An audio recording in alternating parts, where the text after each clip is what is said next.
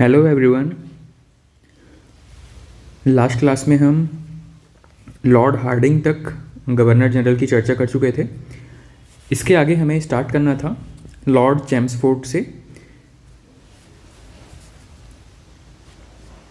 तो चलिए Lord Chelmsford और इसके आगे जितने भी गवर्नर जनरल या वायसराय हुए हैं इसको आज की क्लास में हम कंप्लीट करते हैं। ठीक है, तो भारत में लॉर्ड हार्डिंग सेकंड के बाद में जो गवर्नर हुए हैं इनका नाम है लॉर्ड चैम्सफोर्ड।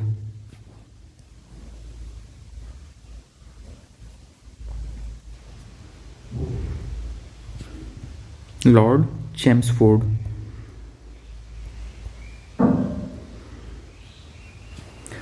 लॉर्ड चैम्सफोर्ड इनका कार्यकाल था भारत में 1916 से लेकर के 1921 तक। 1916 से 21।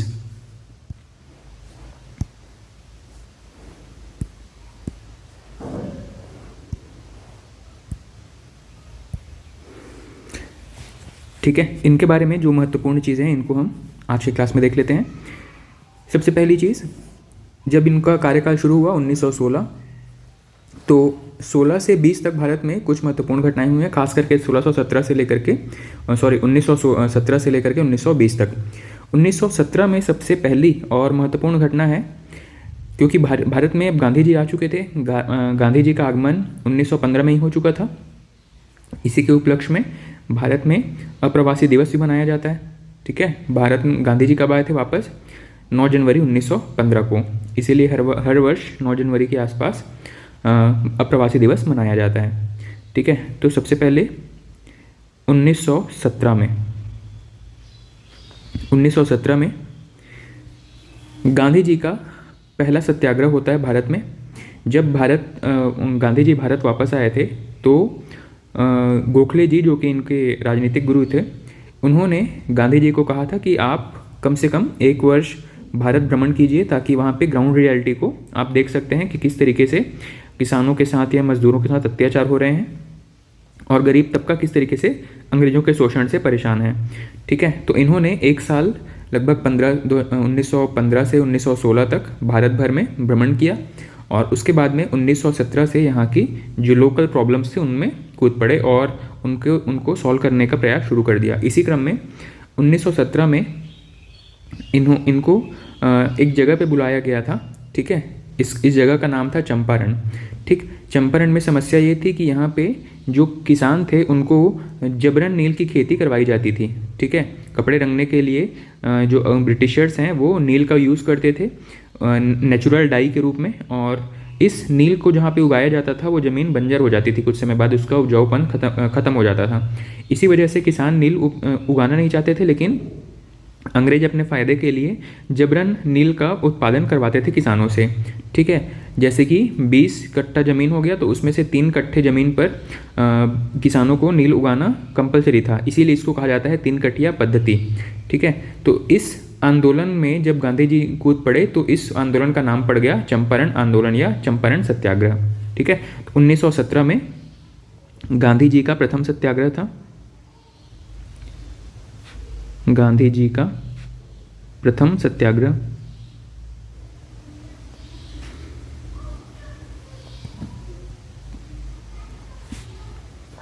ठीक, इस सत्याग्रह का नाम क्या था? जगह के नाम पे इसको चंपारण, ठीक है, बिहार वाले क्षेत्र में आता है, चंपारण आंदोलन या चंपारण सत्याग्रह कहा जाता है। ठीक है, चंपारण आंदोलन।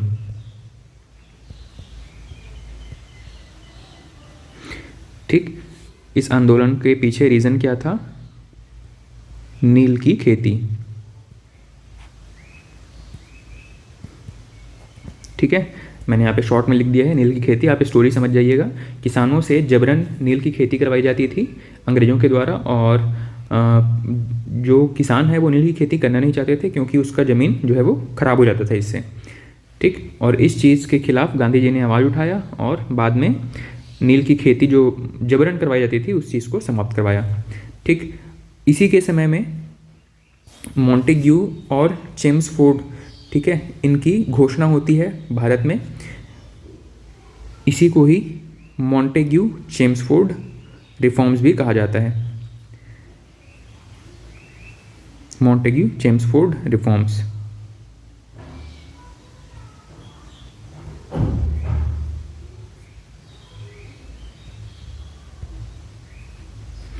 मॉन्टेग्यू चेम्सफोर्ड, जहाँ पे भी ऐसे दो नाम आपको मिलते हैं किसी भी प्रोविज़न में, मॉन्टेग्यू चेम्सफोर्ड हो गया, जैसे कि मार्ले मिंटो हो गया, ठीक है, इसका मतलब ये है कि एक व्यक्ति जो है वो भारत में गवर्नर जनरल के रूप में काम कर रहा है, जबकि दूसरा जो है वो भारत सचिव के रूप में ब्रिटेन की संसद में काम कर रहा है।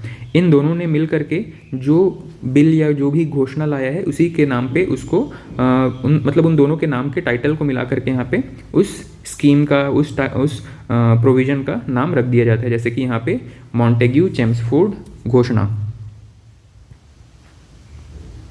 अब इस घोषणा में क्या क्या था, ये एक डिटेल वाली चीज़ है, इसको हम नेक्स्ट जब भी मॉन्टेग्यू चेम्सफोर्ड रिफॉर्म्स की बात आएगी वहाँ पर हम इसको ज़रूर देखेंगे, ठीक है। इसके अलावा यहाँ पे 1916 में एक आंदोलन शुरू हुआ था, इसको हम कहते हैं होम रूल आंदोलन, और वो जो आंदोलन है उसको 1917 में समाप्त कर दिया गया। होम रूल आंदोलन समाप्त। होम रूल आंदोलन यहाँ पे समाप्त कर दिया गया। इसके अलावा एक महत्वपूर्ण घटना इतिहास की आपको याद है, 1919 में हुई है जलियांवाला बाग वाले क्षेत्र में, ठीक है, इसको हम क्या कहते हैं, जलियांवाला बाग हत्याकांड। असल में अंग्रेज़ों ने एक ऐसा कानून पास कर दिया था जिसके खिलाफ लोग सड़कों पर या उसके विरोध में, शांतिपूर्ण विरोध में उतर आए थे, और उसी के परिणाम स्वरूप ये जलियांवाला बाग हत्याकांड की साजिश रची जाती है, ठीक है। 6 अप्रैल 1919 का दिन था, एक एक्ट पारित किया जाता है, इसका नाम था रॉलेट एक्ट, ठीक। रॉलेट एक्ट में ये लिखा गया था कि किसी भी व्यक्ति को बिना किसी उसके क्राइम के प्रूव हुए बिना उसको अंग्रेज जो है वो शक के बिना पर उसको उठा सकते थे या गिरफ्तार कर सकते थे, ठीक है।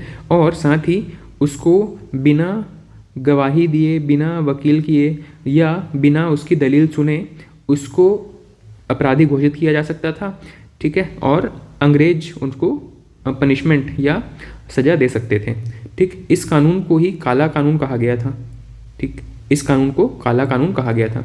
और इसी रॉलेट एक्ट के विरोध में जलियांवाला बाग क्षेत्र में बहुत सारे जो सिख हैं वो इकट्ठे हो गए थे, जबकि वहाँ पर कर्फ्यू लागू कर दिया गया था कि वहाँ पे कुछ मतलब 2-4 से ज़्यादा लोगों को इकट्ठा नहीं होना है। असल में ये एक त्यौहार का दिन होता है जिस दिन सभी लोग उस ग्राउंड पर, जलियांवाला बाग का जो ग्राउंड है, मैदान है, उसमें इकट्ठा हुए थे। उस मैदान में घुसने के लिए एक संकरा रास्ता है, लेकिन निकलने के लिए ज़्यादा कुछ बड़ा स्पेस है नहीं वहाँ पे, ठीक है। और इसी दौरान जब अंग्रेज़ों को ये पता चलता है तो जनरल डायर के नेतृत्व में एक पूरी सैनिक टुकड़ी वहाँ पर उपस्थित आ जाती है और निहत्थे लोगों पर अंधाधुंध गोलियाँ चलाई जाती है, जिसमें हज़ारों की संख्या में लोग मारे जाते हैं। कुछ अपनी जान बचाने के लिए कुओं में कूद जाते हैं, लेकिन वहाँ पे भी सबकी मृत्यु हो जाती है, ठीक है। और इस घटना ने भगत सिंह को इतना प्रेरित किया कि बाद में चल कर के उन्होंने भारत के स्वतंत्रता संग्राम में एक हिंसक भूमिका में वो भी शामिल हो गए, ठीक है। अंग्रेज़ों की हत्या उनकी एक कह सकते हैं कि एक उद्देश्य बन गया, जिन्होंने उनके परिवार वालों को, उनके देशवासियों को जो नुकसान पहुंचाया था उसके खिलाफ उन्होंने विद्रोह करना शुरू किया था, ठीक। तो यहाँ पे 1919 में एक तो रॉलेट एक्ट आया था,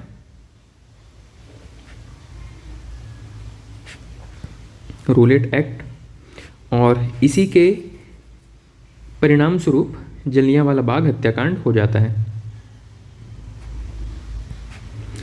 जलियांवाला बाग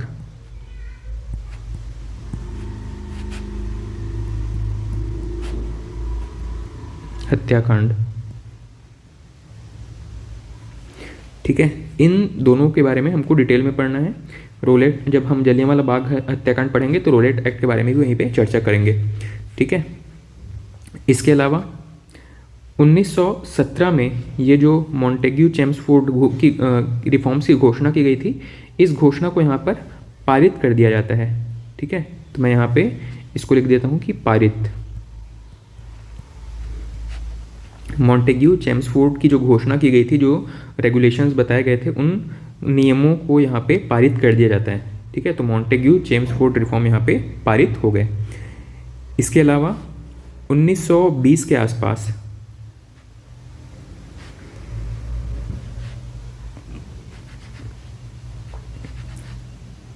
जलियांवाला बाग हत्याकांड के विरोध में गांधी जी ने एक आंदोलन शुरू किया जिसको हम कहते हैं असहयोग आंदोलन। असहयोग आंदोलन। असहयोग आंदोलन की शुरुआत हो गई यहाँ पे। ठीक है, इसके अलावा इसी आंदोलन के दौरान 1920-21 के आसपास एक खिलाफत आंदोलन भी शुरू हुआ। खिलाफत आंदोलन। खिलाफत आंदोलन क्या था, इसकी भी हम चर्चा एक नेक्स्ट किसी क्लास में करेंगे। यहाँ पे खिलाफत आंदोलन का थोड़ा सा बेसिक बस समझ लीजिए। अंग्रेजों के मुसलमानों के धर्मगुरु जो कि खलीफा कहलाते थे, अंग्रेज चाहते थे कि उस खलीफा का जो पावर है उसको कम कर दिया जाए। ठीक है, इसी के खिलाफ पूरे विश्व के जो मुसलमान थे वो आपस में अंग्रेजों के विरोध में उठ खड़े हुए थे। और यहीं पे भारत में जो मुसलमान थे गांधी जी के नेतृत्व में, वो भी अंग्रेजों के खिलाफ हो गए थे। इसी को कहा जाता है खिलाफत आंदोलन। लेकिन बाद में जो बगदाद के जो राजा थे, ठीक है, उस समय उन्होंने क्या किया, खलीफा का पद ही समाप्त कर दिया, और जिसकी वजह से ये खिलाफत आंदोलन बिना किसी रिजल्ट के ख़त्म हो जाता है। ठीक है, तो खिलाफत आंदोलन की शुरुआत होती है 1920-21 के आसपास। ठीक, तो ये कुछ महत्वपूर्ण चीज़ें थी चेम्सफोर्ड के बारे में। अच्छा, यहीं पे एक लास्ट चीज़ और देख लेते हैं। 1920-21 के आसपास ही भारत में शिक्षा के क्षेत्र में एक और काम होता है। ठीक है, एक स्कूल की स्थापना की जाती है। पहले एक स्कूल के रूप में था, बाद में इसको कॉलेज में कन्वर्ट कर दिया जाता है। इसका नाम है अलीगढ़ मुस्लिम विश्वविद्यालय। ठीक है, इसको मैं AMC लिख देता हूँ, अलीगढ़ मुस्लिम कॉलेज। ठीक है, अलीगढ़ मुस्लिम कॉलेज। इसकी स्थापना की गई थी सर सैयद अहमद खां के द्वारा। सर सैयद अहमद खां।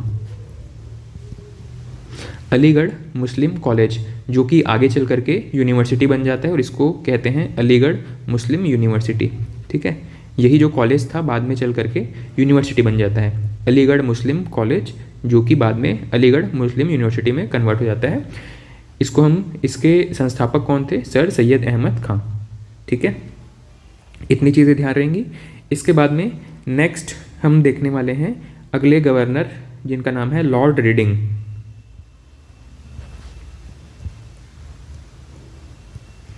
Lord reading.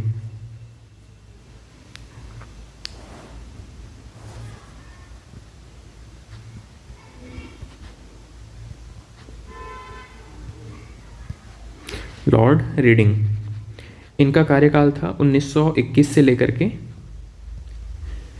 25 तक।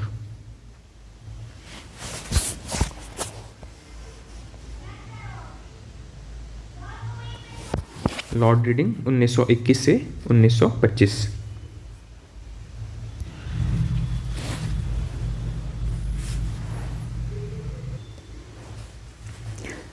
इनके समय की महत्वपूर्ण घटनाओं की चर्चा करें तो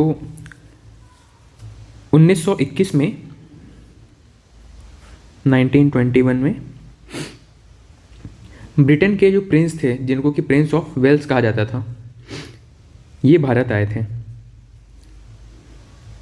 एग्जाम में सीधा सीधा जब पूछा जाता है उस तरीके से मैं लिख देता हूं यहाँ पे, Prince of Wales. Prince of Wales, ये इसका मतलब है कि ब्रिटेन के जो राजकुमार हैं उनका भारत आगमन।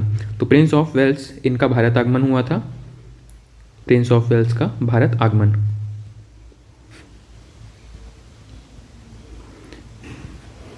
ठीक है, ये भारत घूमने के लिए आए थे।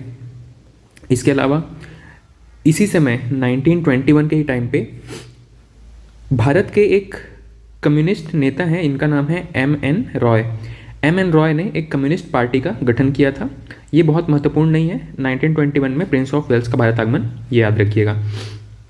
उसके बाद में 1922 में एक बहुत महत्वपूर्ण घटना है, इसका नाम आपको याद होना चाहिए। जो असहयोग आंदोलन चल रहा था, ठीक है, असहयोग आंदोलन क्यों शुरू हुआ था? जलियांवाला बाग हत्याकांड के खिलाफ। जलियांवाला बाग हत्याकांड क्यों खूब शुरू हुआ था? रॉलेट एक्ट के खिलाफ जो लोग डिमांड कर रहे थे, उसके रिपरकशन के तौर पे जलियांवाला बाग हत्याकांड किया गया था। जलियांवाला बाग की वजह से खिलाफ असहयोग आंदोलन शुरू किया गांधी जी ने, और असहयोग आंदोलन के ही अंतिम दौर में, या यूँ कहे कि असहयोग आंदोलन किस घटना की वजह से समाप्त हुआ, तो वो जो घटना है 1922 में घटित होती है। इसको आप जानते हैं चौरा चौरी के घटना के नाम से, ठीक है, चौरा चौरी कांड। चौरा चौरी कांड कब घटित हुआ था? 1922 में। स्पेसिफिक पूछा जाए तो 5 फरवरी 1922 चौरा चौरी कांड हुआ था। ये कांड यूपी के गोरखपुर वाले क्षेत्र में हुआ था। इस घटना के पीछे की रीजन आपको असहयोग आंदोलन और जलियांवाला बाग हत्याकांड पढ़ते समय बताया जाएगा, लेकिन फिर भी एक बेसिक आइडिया याद रखिएगा। देखिए, गांधी जी ने जो असहयोग आंदोलन शुरू किया था, लगभग 2 साल होने वाले थे, इसका कुछ रिजल्ट नहीं निकल रहा था, और लोग इस असहयोग आंदोलन में गांधी जी ने हिंसा न करने की सलाह दी थी लोगों को। लेकिन जब 2 साल तक कोई रिजल्ट नहीं निकला, तो लोग जो है वो अब थोड़ा सा उनका जो पेशेंस है वो ख़त्म होने लगा था, ठीक। और गोरखपुर में ही एक जगह है चौरा चौरी नाम से, उस जगह से जब लोगों का काफिला निकल रहा था, शांतिपूर्ण ढंग से वो जुलूस निकाल रहे थे, उसी दौरान कुछ अंग्रेज अधिकारियों ने पीछे चल रहे लोगों को परेशान करना शुरू कर दिया, ठीक। और इस दौरान जो लोग थे उनका पेशेंस वैसे ही ख़त्म हो रहा था। उन्होंने क्या किया, उन पुलिस वालों के साथ में मारपीट करनी शुरू कर दी और उनको उन्हीं के पुलिस थाने में बंद करके उस थाने में आग लगा दिया, ठीक। तो उस थाने में जितने अंग्रेज अधिकारी सिपाही तैनात थे उन सभी की जलकर मृत्यु हो जाती है। इस घटना के बाद में, क्योंकि गांधी जी ने तो पहले ही कहा था कि असहयोग आंदोलन में कोई भी हिंसा नहीं होनी चाहिए थी, और इस हिंसक घटना के बाद में असहयोग आंदोलन समाप्त कर दिया जाता है, ठीक है। गांधी जी ने इस घटना के बाद में चौरा चौरी कांड, जहाँ पे अंग्रेजों को जिंदा जला दिया गया था थाने में बंद करके, इसी घटना के बाद में असहयोग आंदोलन को समाप्त कर दिया जाता है। असहयोग आंदोलन यहाँ पे समाप्त हो जाता है, ठीक है। कब समाप्त होता है? तो 12 फरवरी को ऑफिशियली इसकी घोषणा करते हैं गांधी जी। 12 फरवरी 1922 को ये समाप्त हो जाता है, ठीक है। इसके बाद में 1923 में कांग्रेस के अलावा एक और पार्टी की गठन किया जाता है। इसका नाम है स्वराज दल।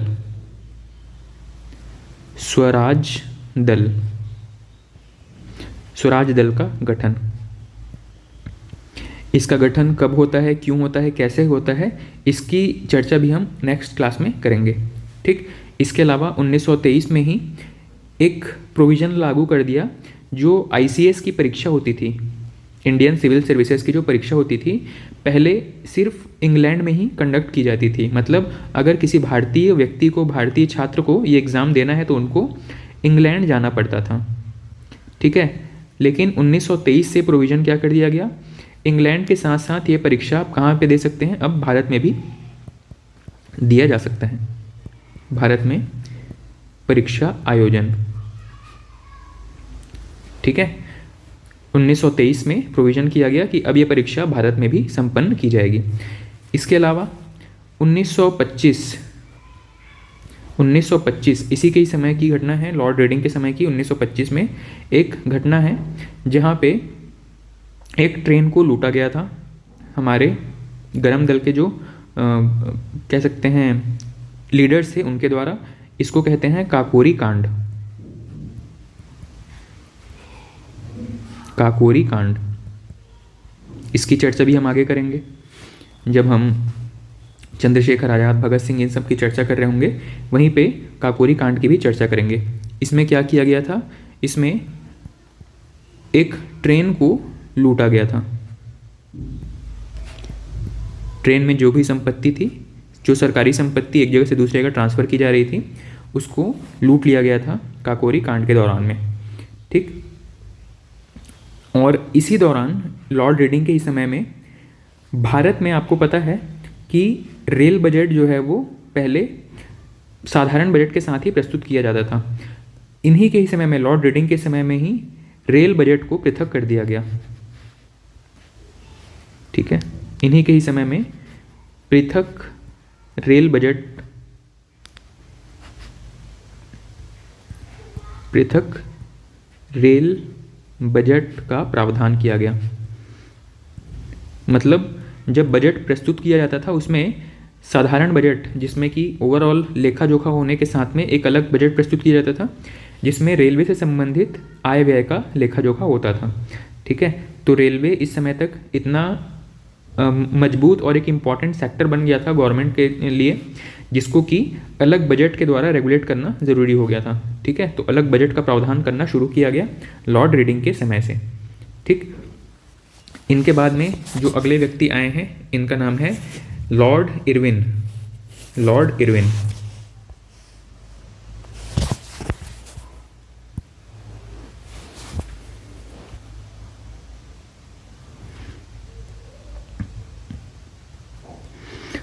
इरविन का समय था 1926 से लेकर के 1931 तक।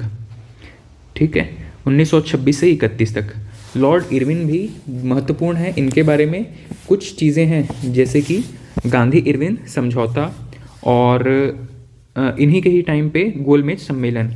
ये 2-3 चीज़ें हैं जो कि इरविन के पक्ष में, इरविन के से संबंधित इंपॉर्टेंट है, एग्जाम में पूछे जाने की संभावना ज़्यादा होती है। ठीक है, अब यहाँ से इसके टाइम की महत्वपूर्ण घटनाओं को अगर देखें तो सबसे पहले इनका जो कार्यकाल है 1926 से लेकर के 31 तक, इनके कार्यकाल के दौरान 1928 के आसपास महत्वपूर्ण घटनाएं घटित होनी शुरू हो जाती हैं। और 1928 में सबसे पहले, 1928 में इरविन के ही समय में सबसे पहले साइमन कमीशन भारत आया। साइमन कमीशन, अगर आपने भगत सिंह नाम की एक मूवी देखी हो तो उसमें साइमन कमीशन को दिखाया गया है और किस तरीके से साइमन गो बैक के नारे लगाते हुए कुछ भारतीय नेताओं की मृत्यु हो जाती है। ठीक है, लाला लाजपत राय की मृत्यु हो जाती है सिर पे चोट लगने की वजह से। ठीक है, ये वही साइमन कमीशन है। साइमन कमीशन भारत आया। ठीक, अब इसकी थोड़ी डिटेल चर्चा हम जब साइमन कमीशन के बारे में विशेष रूप से पढ़ रहे होंगे तब वहाँ पे ज़रूर करेंगे। फिलहाल यहाँ पे याद रखिएगा, साइमन कमीशन नाम से एक दल जो है वो भारत आया था। ठीक है, और इसी के दौरान लाला लाजपत राय, ये लोग भारत में कुछ रूल्स रेगुलेशन बनाने के लिए भारत आए होंगे, बुलाया गया होगा इनको। ठीक है, तो इसी दौरान लाला लाजपत राय की मृत्यु हो जाती है। इनकी मृत्यु कैसे होती है, क्यों होती है? जो साइमन कमीशन भारत आया था उन्हीं के खिलाफ लोग जो हैं वो सड़कों पर उतर आए थे, जुलूस निकाल रहे थे, उनके खिलाफ प्रदर्शन कर रहे थे। और इन्हीं प्रदर्शन में एक जगह पे लाला लाजपत राय भी अपने समर्थकों के साथ में प्रदर्शन में शामिल थे। तो यहाँ पे एक अंग्रेज सैनिक था, इसका नाम था सैंडर्स। सैंडर्स जो है वो यहाँ पे लाठीचार्ज करना शुरू कर दिए थे और सैंडर्स ने स्वयं लाला लाजपत राय पर लाठियाँ बरसाना शुरू कर दी थी। ठीक है, लाला लाजपत राय के सिर पर काफ़ी डंडे मारे गए, उसकी वजह से सैंडर्स की लाठी से इनके सिर पर जो चोट लगी थी उनसे लाला लाजपत राय की मृत्यु हो जाती है। ठीक है। आगे चल करके सैंडर्स की भी हत्या की प्लानिंग की जाती है बाद में, इसकी चर्चा भी हम आगे करेंगे। लाला लाजपत राय की जो मृत्यु हो रही थी तो उन्होंने कहा था, मेरे शरीर पर लगा एक एक लाठी अंग्रेजों के ताबूत पर आखिरी कील साबित होगी, ठीक है। ये कथन उन्होंने क्यों कहा था कि उनको समझ में आ गया था कि अब अंग्रेज यहाँ पर ज़्यादा दिन के मेहमान नहीं हैं, जल्द ही उनको भारत छोड़कर जाना पड़ेगा, ये उनको यहाँ पे समझ में आ गया था, ठीक। इसके बाद में 1929 की एक घटना है, जो पार्लियामेंट जैसी एक संसद जैसी एक व्यवस्था चल रही थी उस समय, यहाँ पे हमारे कुछ गरम दल के व्यक्ति थे, इन्होंने क्या किया था, असेंबली में बम फेंक दिया था, ठीक है। आप भगत सिंह मूवी देखेंगे, वहाँ पे आपको बहुत बेहतर तरीके से इसको पिक्चराइज किया गया है, असेंबली बम कांड। इन सभी घटनाओं की चर्चा हम आगे विस्तार से करेंगे जब हम उन लीडर्स की चर्चा कर रहे होंगे जो इन सभी घटनाओं में इन्वॉल्व थे। फिलहाल सिर्फ यहाँ पे वो घटना याद रखिएगा कि कौन सी घटना किस गवर्नर या वायसराय के समय में हुई है। तो यहाँ पे असेंबली बम कांड, ठीक। इसके अलावा यहाँ पे सैंडर्स की हत्या, सैंडर्स की हत्या, ये सभी 1929 के आसपास की जाती है, ठीक। यहीं पे साइमन कमीशन जब भारत आया था, इन्होंने भारत में एक संविधान बनाने का प्रस्ताव प्रस्तुत किया था, लेकिन जो भारतीय लीडर्स थे, जो कांग्रेस के लीडर्स थे, उन्होंने इसको मानने से इनकार कर दिया था। तो साइमन कमीशन ने भारतीय नेताओं को एक चैलेंज किया था कि आप हमारी नियमों को नहीं मान रहे हैं, तो आप खुद एक ऐसा नियम बनाइए जिसको पूरे देश में सब लोग मान लें, एक्सेप्ट कर लें। यहीं पे नेहरू जी मतलब मोतीलाल नेहरू, जवाहरलाल नेहरू के जो पिता थे, इन्होंने इस चैलेंज के एक्सेप्ट किया और 1928 में इन्होंने चैलेंज एक्सेप्ट किया। 1929 आते आते इन्होंने एक रिपोर्ट प्रस्तुत किया जिसको हम कहते हैं नेहरू रिपोर्ट। इसमें लगभग सभी लोग सहमत थे, इनमें जो भी प्रावधान लिखे गए थे मोतीलाल नेहरू जी के द्वारा, उससे सभी लोग सहमत थे, केवल और केवल मुस्लिम लीग इससे सहमत नहीं था, ठीक है। तो नेहरू रिपोर्ट के बारे में भी हम चर्चा करेंगे आगे चल करके।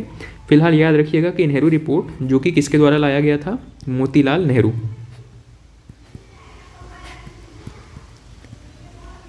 क्यों लाए थे इन्होंने? 1928 का जो साइमन कमीशन था, उनके चैलेंज को एक्सेप्ट करते हुए उन्होंने 1929 में नेहरू रिपोर्ट प्रस्तुत किया था, ठीक है।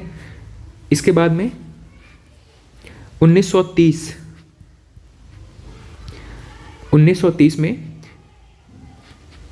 भारत में जो नमक कानून था उसके विरोध में, नमक कानून मतलब भारतीय लोगों को यहाँ पे नमक बनाने की अनुमति नहीं थी। नमक बनाने का पूरा जो लाइसेंस है वो अंग्रेज अपने पास में रखते थे, किसी भी व्यक्ति को अपने घर में नमक नहीं बनाना होता था, और कोई भी व्यक्ति अगर नमक बनाते पकड़ा जाता था तो उसको दंड दिया जाता था, ठीक है। तो इस जो बेसिक चीज़ थी, नमक जो है वो नेचुरली समुद्रों के किनारे फ्री मिल जाता है, तो ये जो फ्री की चीज़ थी, इसको एक्सेस करने के लिए जो सज़ा का प्रावधान किया गया था, इसके खिलाफ गांधी जी ने एक कह सकते हैं आंदोलन शुरू कर दिया, और इसी को ही हम कहते हैं दांडी मार्च।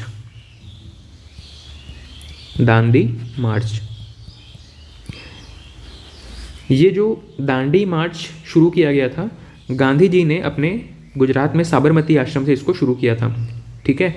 गुजरात में साबरमती आश्रम से लेकर के दांडी तक इन्होंने पैदल यात्रा किया, और इस दौरान कुछ लोग इनके साथ जुड़ते चले गए।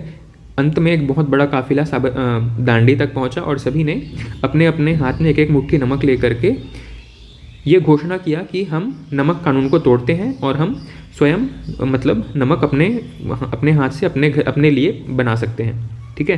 तो यहीं पे दांडी मार्च में नमक कानून तोड़ा गया, ठीक है। नमक कानून को तोड़ा गया। अंग्रेज जो है वो नमक पर भी टैक्स लगाते थे, और नमक जो है वो काफ़ी बेसिक चीज़ है और ये काफ़ी महंगा मिलता था आम लोगों को, इसीलिए नमक कानून के खिलाफ ये आंदोलन शुरू किया, जिसको दांडी आंदोलन कहा जाता है। और इस पूरे पैदल यात्रा को दांडी मार्च कहा जाता है। मार्च का मतलब ये मार्च महीना वाला नहीं है, मार्च जो पैदल चलना है उसको भी मार्च कहा जाता है, ठीक है। तो गांधी जी का दांडी मार्च 1930 में 1930 में ही सविनय अवज्ञा आंदोलन शुरू की जाती है। सविनय अवज्ञा आंदोलन, इस सभी आंदोलन की पृष्ठभूमि भी हम आगे चल करके देखेंगे कि ये आंदोलन कब शुरू हुआ है, क्यों शुरू हुआ है और कैसे ख़त्म कर दिया गया। ठीक, सविनय अवज्ञा आंदोलन ये भी कब शुरू किया गया था? दांडी मार्च के जस्ट बाद में अप्रैल 1930 के आसपास इसको शुरू किया गया। ठीक, और यहीं पे 1930 में ही प्रथम गोलमेज सम्मेलन का आयोजन किया जाता है। प्रथम गोलमेज सम्मेलन,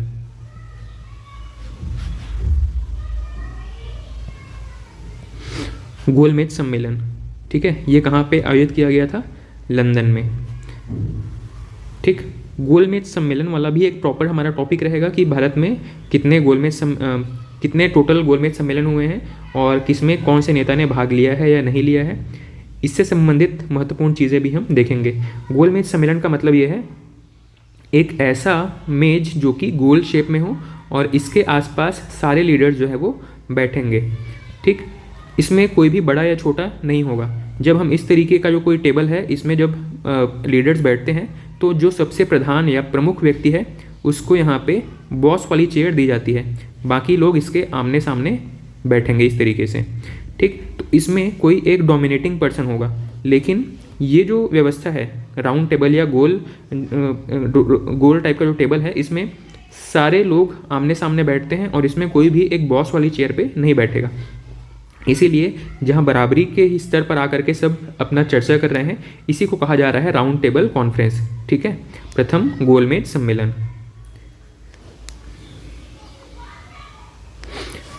तो गोलमेज सम्मेलन जो सबसे पहला था जो कि लंदन में आयोजित किया गया है, तीनों ही वैसे लंदन में आयोजित किए जाते हैं, लेकिन पहला वाला 1930 में, उसके बाद में 1931 और 32 में क्रमशः सेकंड और थर्ड गोलमेज सम्मेलन आयोजित किया जाता है। इसके अलावा 1931 में 1931 में एक समझौता होता है गांधी जी और वर्तमान या तत्कालिक गवर्नर कौन थे? इरविन। इस समझौते का नाम पड़ गया गांधी इरविन समझौता। ठीक है, गांधी इरविन समझौता। प्रथम गोलमेज सम्मेलन में गांधी जी ने भाग नहीं लिया था और सेकंड में भी गांधी जी भाग नहीं लेने वाले थे, लेकिन इरविन ने उनके साथ कुछ समझौते किए जिसकी वजह से गांधी जी ने सेकंड गोलमेज सम्मेलन में भाग लिया। इस समझौते में क्या क्या बिंदु थे इनको भी हम देखेंगे। ठीक है, गांधी इरविन समझौता भी हमारा एक इम्पॉर्टेंट टॉपिक रहेगा फ्यूचर में, तो इसके बारे में हम डिटेल में वहाँ पर देखेंगे। ठीक, फिलहाल याद रखिएगा कि गांधी इरविन समझौता 1931 में कंप्लीट किया गया था।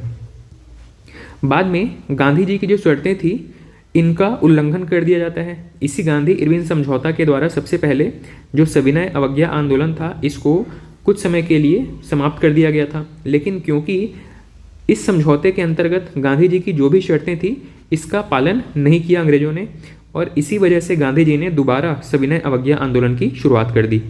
ठीक है,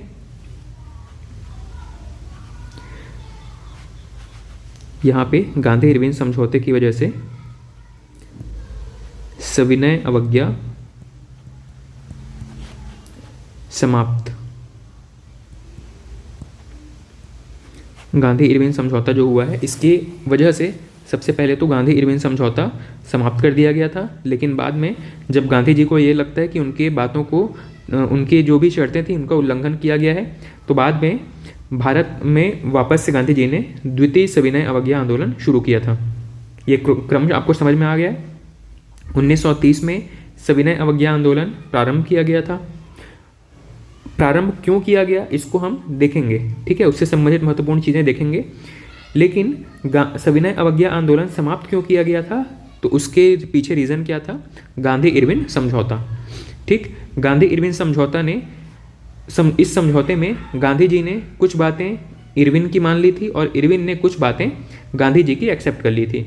लेकिन बाद में गांधी जी की जो बातें एक्सेप्ट की गई थी उन सभी का उल्लंघन कर दिया जाता है। इसीलिए भविष्य में गांधी जी दोबारा सविनय अवज्ञा आंदोलन की शुरुआत करेंगे। ठीक, फिलहाल 1931 में उन्होंने सविनय अवज्ञा आंदोलन को समाप्त कर दिया था। इसके बाद में 1931 में ही कुछ हमारे क्रांतिकारी नेता थे, जैसे कि भगत सिंह, सुखदेव, राजगुरु। ठीक है, भगत सिंह, सुखदेव और राजगुरु, इनको फांसी दी जाती है। इनको फांसी कब दी जाती है? 23 मार्च 1931 को।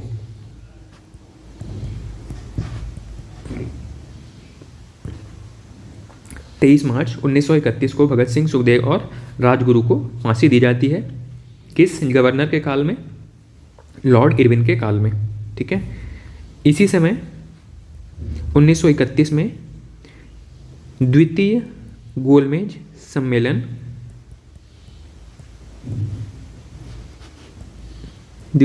सम्मेलन आयोजित किया जाता है लंदन में। ये एकमात्र ऐसा गोलमेज सम्मेलन था जिसमें गांधी जी ने भाग लिया था। इस सम्मेलन में गांधी जी शामिल हुए थे। ठीक है, प्रश्न पूछा जाता है कि किस गोलमेज सम्मेलन में गांधी जी शामिल हुए थे? तो द्वितीय गोलमेज सम्मेलन में गांधी जी शामिल हुए थे। ऐसे कौन से व्यक्ति हैं जो कि तीनों गोलमेज सम्मेलन में शामिल हुए थे? तो भीमराव अंबेडकर जी तीनों गोलमेज सम्मेलन में शामिल होने वाले नेता थे। ठीक है, तो यहाँ पे लॉर्ड इरविन के बारे में इतनी चीज़ें महत्वपूर्ण हैं। अच्छा, यहाँ पे जो हमने एक पॉइंट नोट किया, भगत सिंह, सुखदेव और राजगुरु को फांसी दी जाती है। इस फांसी के पीछे रीज़न क्या थे? तो रीज़न जनरली यहाँ पे 2 रीज़न्स याद रखिएगा। एक तो था असेंबली बम कांड, असेंबली में जो बम फेंका गया था, एक तो उसकी वजह से उन्होंने अपनी गिरफ्तारी स्वयं दी थी। ठीक है, उस गिरफ्तारी में इनको कुछ ऐसा फांसी की सज़ा नहीं मिल सकती थी, लेकिन इन पे एक और आरोप लगाया गया सैंडर्स की हत्या का। सैंडर्स वही व्यक्ति है जिसकी वजह से लाला लाजपत राय की मृत्यु हुई थी, जिसकी लाठी से घायल होकर के लाला लाजपत राय की मृत्यु हुई थी। तो भगत सिंह, सुखदेव, राजगुरु इन सब ने मिल करके सैंडर्स की हत्या की थी। ठीक है, सैंडर्स को गोली मार दी थी, जिसका आरोप लगा करके इनको फांसी की सज़ा दी जाती है। असेंबली बम कांड में इनके ऊपर आरोप सिद्ध नहीं हो पाए थे, तो असेंबली बम कांड की वजह से इनको गिरफ्तार बस किया गया था। वहाँ पे इन्होंने अपनी स्वयं गिरफ्तारी दी थी।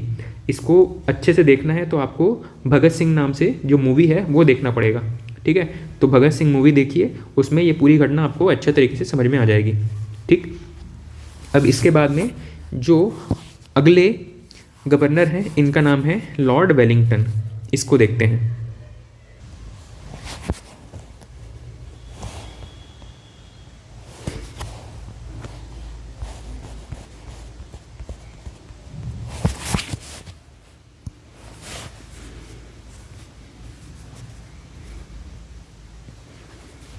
लॉर्ड वेलिंगटन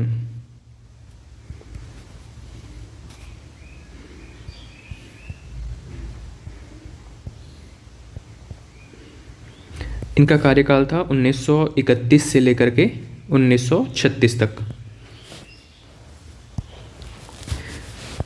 इनके समय में एक दो चीज़ें हैं जो कि ज़्यादा महत्वपूर्ण हैं, जैसे कि जो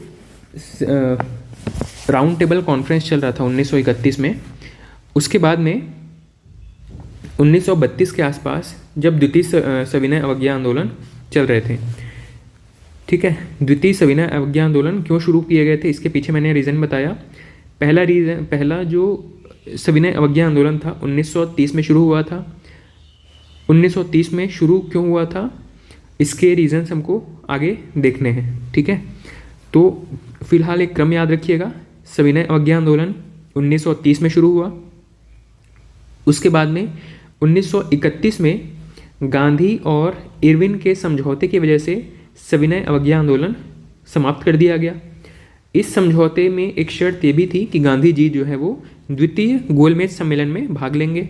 तो उन्होंने भाग लिया और लंदन गए थे इस चीज़ में पार्टिसिपेट करने के लिए, लेकिन जब वहाँ पे उनकी बात को सीरियसली नहीं लिया गया तो वापस आ गए, और वापस आकर के इन्होंने उसी सविनय अवज्ञा आंदोलन को फिर से शुरू कर दिया, जिसको हम द्वितीय सविनय अवज्ञा आंदोलन के नाम से जानते हैं। ठीक, तो उस दौरान ऐसी क्या घटना हुई थी 1931 में द्वितीय गोलमेज सम्मेलन के दौरान क्या क्या घटनाएं हुई थी, इसको यहाँ पे जानना ज़रूरी है। ठीक है, तो 1932 के आसपास यहाँ पे सांप्रदायिक कह सकते हैं कि कम्युनल अवार्ड इसको कहा जाता है, सांप्रदायिक पंचाट। सांप्रदायिक पंचाट। अब ये सांप्रदायिक पंचाट क्या है, इसको ध्यान से सुनिएगा।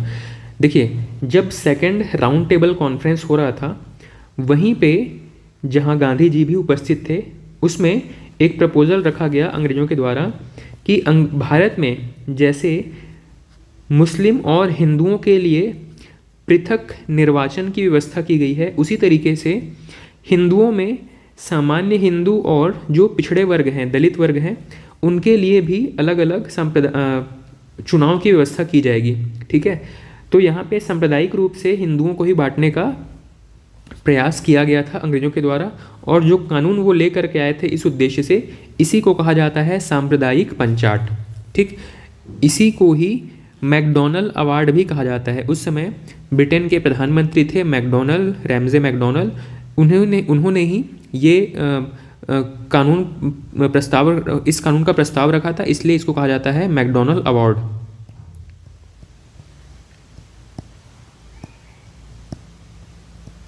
मैकडॉनल्ड अवार्ड इसी घोषणा का ही नाम है।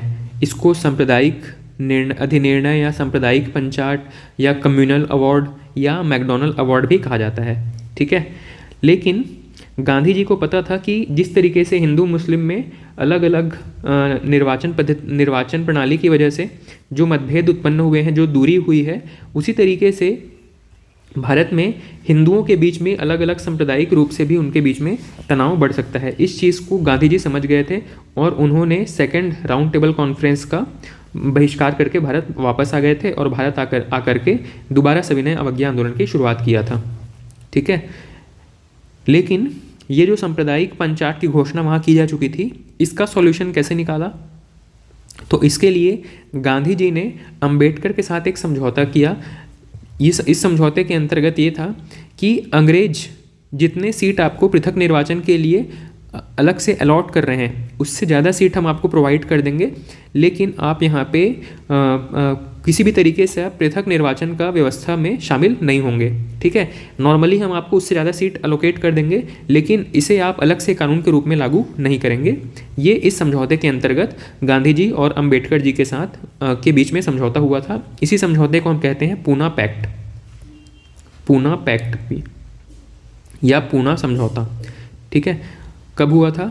सितंबर 1932 के आसपास में। सितंबर 1932 में पूना पैक्ट किसके बीच में हुआ था? गांधी जी और अंबेडकर जी के बीच में। अंबेडकर जी के बीच में। ठीक है, अच्छा, ये जो पूना पैक्ट है, पूना की एक जेल में हुआ था, इसीलिए हम इसको पूना पैक्ट के नाम से जान रहे हैं। पूना में हुआ था, इसलिए पुणे में इसको किया गया था, इस समझौते को, इसीलिए इसको पूना पैक्ट या पूना समझौता कहा जाता है। असल में गांधी जी जब वहाँ से वापस आए थे, कहाँ से?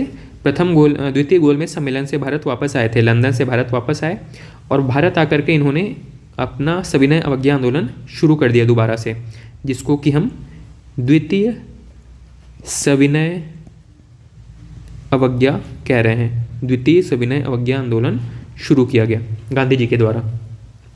और ये द्वितीय सविनय अवज्ञा की जैसे ही इन्होंने शुरुआत की थी, वैसे ही इनको गिरफ्तार कर लिया जाता है। गिरफ्तारी का रीज़न क्या था? इनको कहा गया कि आप जो है वो गांधी इरविन समझौते का उल्लंघन कर रहे हैं। ठीक है, गांधी इरविन समझौता में तो इन्होंने सविनय अवज्ञा आंदोलन को ख़त्म करने के ऊपर हस्ताक्षर किए थे। ठीक है। लेकिन यहाँ पे इन्होंने क्योंकि दोबारा सविनय अवज्ञा आंदोलन शुरू किया था, इसीलिए इनको गिरफ्तार करके पूना की जेल में डाल दिया जाता है। तो पुणे की जेल में ही गांधी जी और अंबेडकर के बीच में समझौता हुआ था, जिसको हम पूना पैक्ट के नाम से जानते हैं। ठीक है। इसके अलावा 1932 में ही तृतीय गोलमेज सम्मेलन होते हैं। तृतीय गोलमेज सम्मेलन, ठीक है। ये तीनों सम्मेलन जो है वो एग्जाम के लिए महत्वपूर्ण है, तीनों बिल्कुल क्रम में है, 1930, 31 और 32। ठीक है। हर वर्ष में एक एक गोलमेज सम्मेलन हो रहे हैं। 1930 में पहला, फिर 31 में दूसरा और 32 में तीसरा गोलमेज सम्मेलन। ठीक। और इसी टाइम पे 1935 के आसपास, 1935 में भारत शासन अधिनियम पारित किया जाता है। भारत शासन अधिनियम, ब्रिटेन की संसद में एक कानून पास किया जाता है, इसका नाम है भारत शासन अधिनियम। ठीक है। और यही वो अधिनियम है जिसमें से हमने अपना संविधान बनाते समय लगभग 2/3 चीज़ें हमने भारतीय संविधान में शामिल कर ली। 2/3 इसके प्रोविजंस जो थे उसको हमने भारतीय संविधान में शामिल कर लिया। इसीलिए एग्जाम में जब पूछा जाए कि भारतीय संविधान में सर्वाधिक हिस्सा किस कानून से लिया गया है, तो भारत शासन अधिनियम से हमने अपना लगभग 2/3 हिस्सा ले लिया है। इसके अलावा हमने लगभग 60 देशों के संविधान का अध्ययन किया। 60 कंट्रीज़ के संविधान में हमने ये देखा कि कौन सी चीज़ें भारत के लिए इम्प्लीमेंट करने लायक हैं, कौन सी चीज़ों की हमको ज़रूरत है, उसके हिसाब से हमने वहाँ से भी कुछ चीज़ें अडॉप्ट कर ली। ठीक है। तो लॉर्ड वेलिंगटन के बारे में ये महत्वपूर्ण चीज़ें हैं।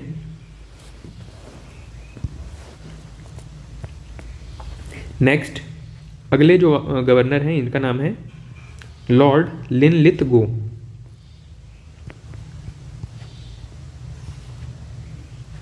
लिनलिथगो 1936 से लेकर के 1944।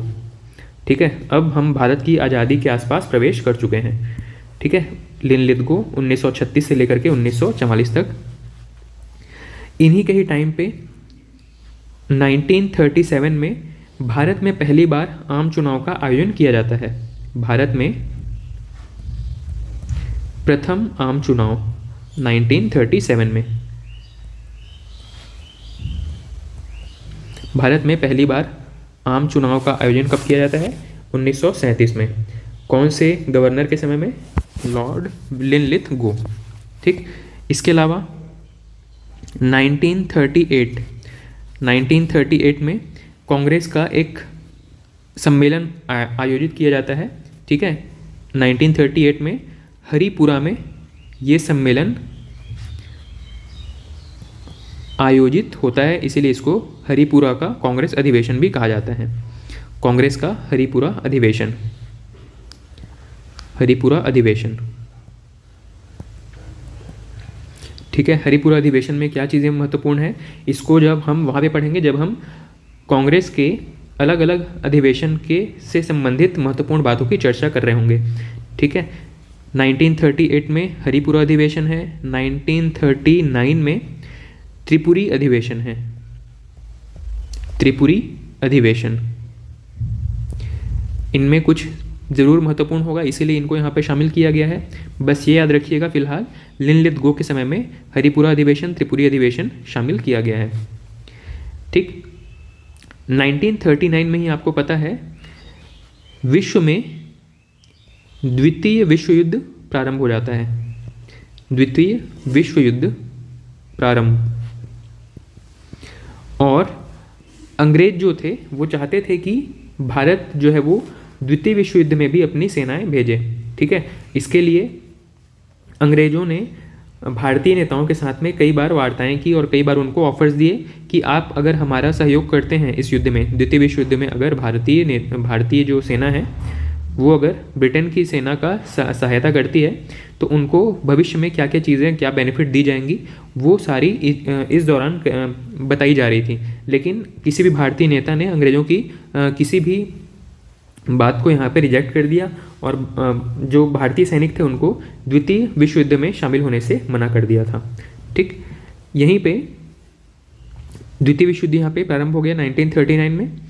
यहीं पे एक और चीज़ याद रखिएगा, जब यहाँ पे 1937 में पहला आम चुनाव हो रहा है तो इसमें बहुत सारी सीटें जो है वो कांग्रेस जीत करके आई थी। इस चुनाव में भारत से कांग्रेस और साथ ही मुस्लिम लीग ने चुनाव में पार्टिसिपेट किया था। इस चुनाव में क्योंकि कांग्रेस को बहुमत मिला था, इसलिए कांग्रेस जो है वो सरकार में शामिल थी। लेकिन जब द्वितीय विश्व युद्ध शुरू होता है, इसमें क्या करते हैं, अंग्रेज जो है वो जबरन बिना परमिशन के भारतीय सैनिकों को द्वितीय विश्व युद्ध में झोंक देते हैं। ठीक है, उनको भी वहाँ पे ऑर्डर कर दिया जाता है कि आप भी ब्रिटेन की तरफ से युद्ध में शामिल होंगे। लेकिन इससे नाराज़ होकर के यहाँ पे क्या किया गया, जो कांग्रेस था, कांग्रेस पार्टी जो कि प्रथम आम चुनाव में बहुत सारी सीटें जीत करके आई थी, तो कांग्रेस ने मंत्रिमंडल से त्यागपत्र दे दिया। मंत्रिमंडल से त्यागपत्र दे दिया। ठीक है, त्यागपत्र क्यों दिया? क्योंकि अंग्रेजों ने भारतीय नेताओं के मना करने के बावजूद भारतीय सेना को द्वितीय विश्व युद्ध में झोंक दिया था। ठीक है, इसीलिए कांग्रेस ने यहाँ पे मंत्रिमंडल से त्यागपत्र दे दिया था। और इस चीज़ से खुश होकर के भाई कांग्रेस और जो मुस्लिम लीग था उसमें बिल्कुल अच्छे से बनता नहीं था। ठीक है, कांग्रेस जो है वो आपके मुस्लिम लीग से नाराज़ रहता था और मुस्लिम लीग कांग्रेस से नाराज़ रहता था। तो यहाँ पे मंत्रिमंडल ने जब त्यागपत्र दिया, इसके बाद में मुस्लिम लीग ने इस दिन को मुक्ति दिवस के नाम से सेलिब्रेट किया। मुस्लिम लीग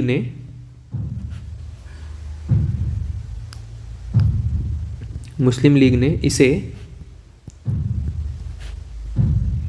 मुक्ति दिवस, मुक्ति किससे? कांग्रेस से, मुक्ति दिवस के नाम से, मुक्ति दिवस के नाम से इसको सेलिब्रेट किया।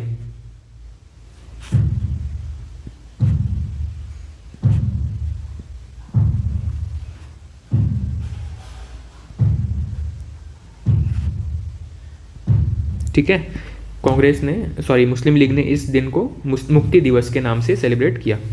और यहीं पे 1939 में ही सुभाष चंद्र बोस के द्वारा एक अलग से सैनिक टुकड़ी के रूप में एक संस्था का गठन किया जाता है। इसका नाम था फॉरवर्ड ब्लॉक। Forward block. इसके पीछे की स्टोरी भी हम देखेंगे कि किस तरीके से सुभाष चंद्र बोस कांग्रेस में शामिल होते हैं, फिर उसका वैचारिक मतभेद उत्पन्न हो जाता है। किस तरीके से गांधी जी ने अपने अलग प्रतिद्वंदी को सपोर्ट करने के चक्कर में सुभाष चंद्र बोस जी को पार्टी से लगभग निकलने पे मजबूर कर दिया, और वहाँ से निकल करके सुभाष चंद्र बोस किस तरीके से एक अपनी स्वतंत्र पार्टी का गठन करते हैं और किस तरीके से फिर आज़ाद हिंद फौज में शामिल हो जाते हैं। ये पूरी स्टोरी हमको सुभाष चंद्र बोस के बारे में देखनी है। ठीक है, फिलहाल यहाँ पे याद रखेंगे फॉरवर्ड ब्लॉक की स्थापना किसने की थी? सुभाष चंद्र बोस ने। ठीक है, इसके अलावा 1940 में अंग्रेजों ने एक प्रस्ताव रखा, इसको कहा जाता है अगस्त प्रस्ताव।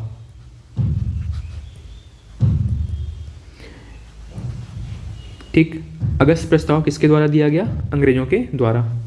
ठीक, इस प्रस्ताव में क्या चीज़ें शामिल हैं, इसको हम 1940 के जो अगस्त प्रस्ताव की चर्चा कर रहे होंगे वहाँ पे इसमें डिटेल से इसके प्रोविजंस को देखेंगे। फिलहाल याद रखिएगा कि अब जो है वो पाकिस्तान जो है वो पहली बार अलग पाकिस्तान की मांग करता है। अंग्रेज जो है वो भारत को स्वतंत्र कराने के बारे में सोचना शुरू करते हैं और उसी से संबंधित प्रस्ताव इन्होंने सबसे पहले पेश किया था। इसको हम अगस्त प्रस्ताव के नाम से जानते हैं। ठीक, यहीं पे पहली बार पृथक पाकिस्तान की मांग होने लगी थी। पृथक पाकिस्तान की मांग 1940 में ही पाकिस्तान की मांग उठने लगी थी। ठीक है, अब ये अलग पाकिस्तान की मांग कौन करता है, कैसे करता है, पाकिस्तान शब्द किसने दिया, इन सभी के बारे में हमें देखना है। ठीक, ये हम आगे देखेंगे। फिलहाल याद रखिएगा कि पाकिस्तान की मांग सबसे पहले लाहौर से उठनी शुरू हुई थी।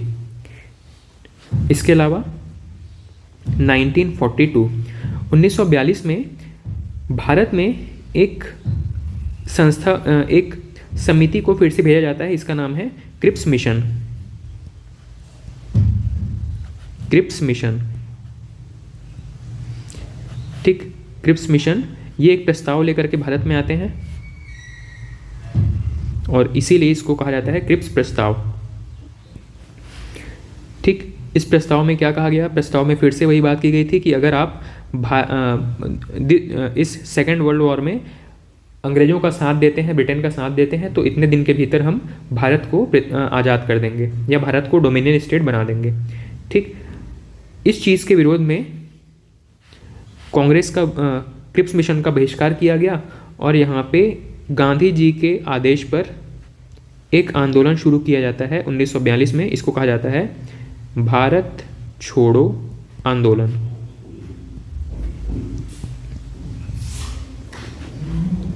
भारत छोड़ो आंदोलन की शुरुआत होती है।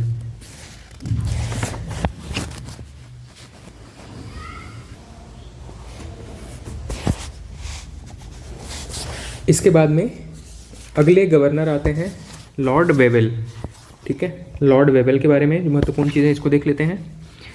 नेक्स्ट गवर्नर हैं लॉर्ड वेवेल।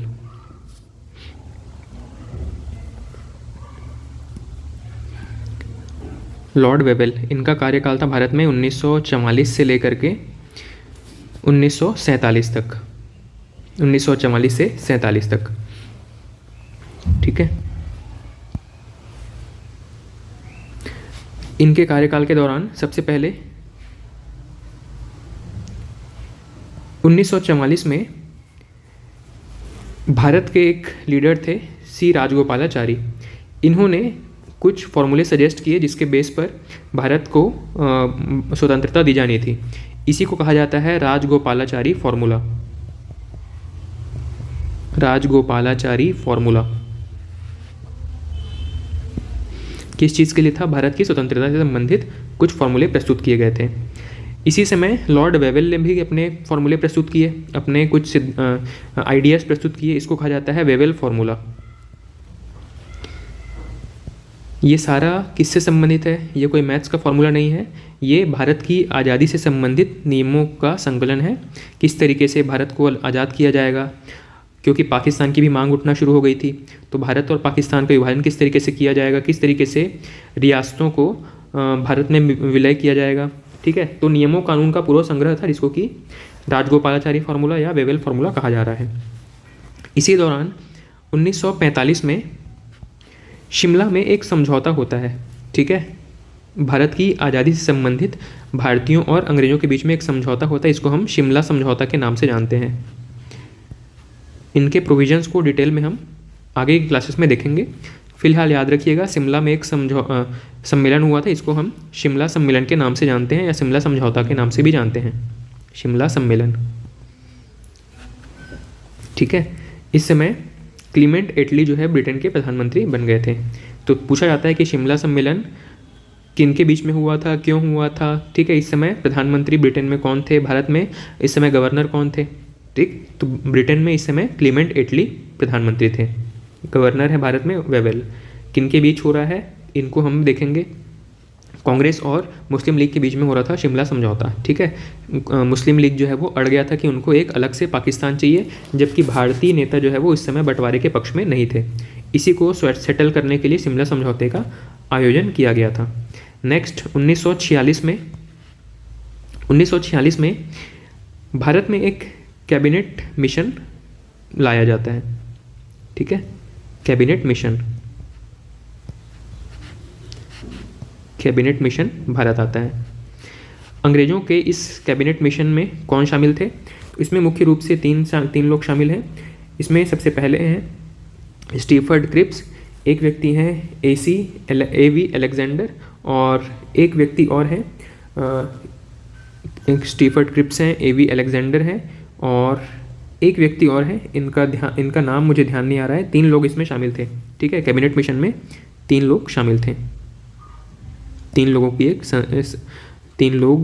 का एक ग्रुप था जो भारत आए थे कैबिनेट मिशन के रूप में, ठीक है। इसके अलावा इसी टाइम पे 1946 में भारतीय नौसेना का विद्रोह हो जाता है, नौसैनिक विद्रोह, ठीक है। भारत की आज़ादी की खबर सुन करके ये लोग बड़े ही उत्साहित हो गए थे और पूरे नौसेना का जो जहाज़ था, जिसमें कि भारतीय सैनिक ज़्यादा थे, अंग्रेजी सैनिक कम थे, इन्होंने पूरी जहाज़ को अपने कब्जे में ले लिया था। इसी को कहा जा रहा है नौसैनिक विद्रोह। इसके बाद में जैसे ही भारत की आज़ादी का घोषणा किया जाता है, उसके बाद में भारत में 1946 में ही एक अंतरिम सरकार का गठन किया जाता है। असल में शुरुआत में एक संविधान सभा का गठन किया गया था, संविधान सभा का गठन किया गया था जो संविधान बनाने का काम कर रही थी, ठीक है। इसी संविधान सभा ने ही अंतरिम सरकार के रूप में काम किया था, ठीक। अंतरिम सरकार, संविधान सभा के जो मेंबर्स थे वो ही अंतरिम सरकार के रूप में काम कर रहे थे। मतलब कुछ लोगों को प्रधानमंत्री, कुछ किसी को वित्त मंत्री, किसी को शिक्षा मंत्री, ये सब डिपार्टमेंट दे दिए गए थे, ठीक। तो संविधान सभा ही अंतरिम सरकार के रूप में काम कर रही थी। उसके अलावा जो आज़ाद हिंद फौज की जो सेना थी, उनको यहाँ पे अंग्रेज़ों ने कैद कर लिया था और उन पे एक मुकदमा चलाया था जिसको कि हम कहते हैं लाल किला मुकदमा। पूछा जाता है एग्ज़ाम में कि लाल किले पर किस पर मुकदमा चलाया गया था, लाल किले में किस ग्रुप पर मुकदमा चलाया गया था। तो लाल किले पर जो मुकदमा चलाया गया था आज़ाद हिंद फौज पर, लाल किला मुकदमा किस पर चलाया गया था, आज़ाद हिंद फौज के ऊपर, आज़ाद हिंद फौज पर मुकदमा चलाया गया था, ठीक है। और बाद में इन जो आज़ाद हिंद फौज है वो केस जीत जाती है और इनको रिहा कर दिया जाता है, ठीक है। तो लॉर्ड वेवेल के समय की ये कुछ महत्वपूर्ण चीज़ें थी। नेक्स्ट व्यक्ति हैं जो कि भारत में गवर्नर के रूप में काम करेंगे, इनका नाम है Mountbatten, Lord Mountbatten, Lord Mountbatten, ठीक है। ये भारत में बस आज़ादी दिलाने के नाम से ही इनको यहाँ पे अपॉइंट किया गया था, बंटवारा ठीक से हो जाए और सत्ता का हस्तांतरण ठीक से हो जाए, बस इसी के लिए इनको लाया गया था। ये अंतिम वायसराय थे, ठीक है। माउंट बेटन जो है वो अंतिम वायसराय थे। 1947 से लेकर के 1948 तक ये भारत में रहे, ठीक है। माउंट बेटन के बारे में महत्वपूर्ण चीज़ें क्या है, इन्होंने ही शासन का हस्तांतरण किया है भारत में। भारत में इनको हम अंतिम वायसराय कह सकते हैं, अंतिम वायसराय। इनके समय तक वायसराय का पद शुरू हो गया था, तो इनको हम कहेंगे अंतिम अंग्रेज वायसराय। ब्रिटिश शासन के अधीन अंतिम अंग्रेज वायसराय, ठीक। और जब भारत स्वतंत्र हुआ तो इन्होंने ही सत्ता का हस्तांतरण किया, ठीक है। तो इनको हम स्वतंत्र भारत का पहला गवर्नर जनरल कह सकते हैं, स्वतंत्र भारत का पहला वायसराय।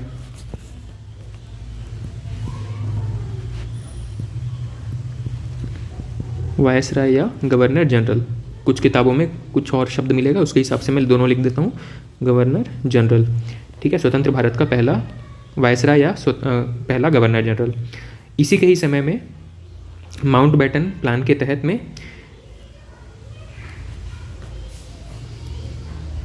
3 जून 1947 को भारत विभाजन की घोषणा कर दी गई, भारत के विभाजन की घोषणा कर दी गई और 15 अगस्त 1947 को भारत आज़ाद हो गया, ठीक है। घोषणा हुई थी 3 जून 1947 को और 15 अगस्त 1947 तक भारत यहाँ से चले गए थे, ठीक है। तो भारत को आज़ादी यहाँ पे मिल गई थी। माउंट बेटन के बाद में अगले व्यक्ति जो कि वायसराय या गवर्नर जनरल के तौर पे काम किए हैं, इसको हम कहते हैं सी राजगोपालाचारी, ठीक है। राजगोपालाचारी फॉर्मूला किसके समय में आया था, लॉर्ड वेवेल के समय में। तो यहाँ पे अंतिम गवर्नर का जो पद है वो अंतिम रूप से किस व्यक्ति को सौंपा गया था, तो सी राजगोपालाचारी,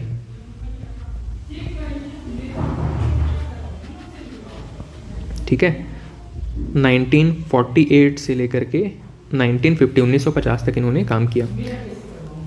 इनके बारे में बस क्या याद रखना है, याद रखेंगे कि ये स्वतंत्र भारत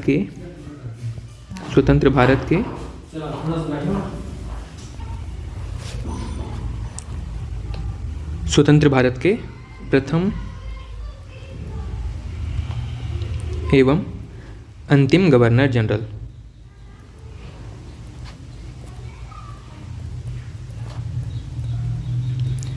ठीक है। लॉर्ड माउंटबेटन ने अपने जो शक्तियाँ थी वो राजगोपालाचारी को ट्रांसफ़र किया और उसके बाद में राजगोपालाचारी भारत के प्रथम एवं अंतिम भारतीय गवर्नर जनरल या वायसराय होंगे। ठीक। इसके बाद में भारत में राष्ट्रपति का शासन, मतलब राष्ट्रपति को सर्वोच्च पद प्राप्त हो जाता है और ये जो गवर्नर जनरल का पद है इसको समाप्त कर दिया जाता है। ठीक है। इन्हीं के बाद में गवर्नर का पद, जो केंद्रीय गवर्नर थे जो पूरे देश को कंट्रोल कर रहे थे, ये वाले गवर्नर का पद समाप्त हो गया। ठीक है। और इसके बाद में राष्ट्रपति को सत्ता हस्तांतरित,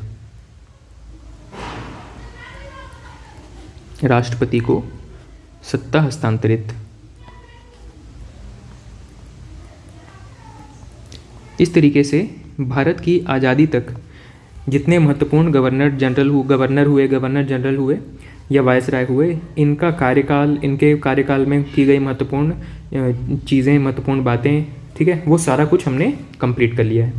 तो आज की क्लास में हमारा जो गवर्नर वाला टॉपिक है ये कंप्लीट होता है।